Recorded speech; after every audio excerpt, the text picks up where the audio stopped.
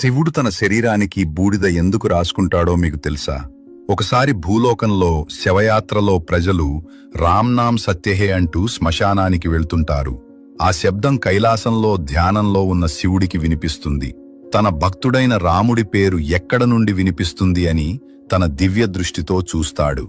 వెంటనే ఒక సాధు రూపంలోకి మారి గుంపులో కలిసిపోయి వాళ్లతో పాటు రామ్నామ్ సత్యహే అంటూ జపిస్తూ వెళ్తాడు. శ్మశానానికి వెళ్లి చితిపై శవాన్ని పెట్టగానే నినాదాలు ఆగిపోతాయి. అది చూసి శివుడు ఆశ్చర్యపోతాడు.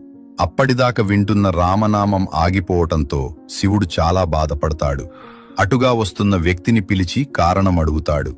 ఆ వ్యక్తి నవ్వి, శవం కాలిపోయింది కదా, వచ్చిన పని అయిపోయింది, ఇక వెళ్ళు అంటాడు. అందరూ ఇంటికి వెళ్ళిపోతారు.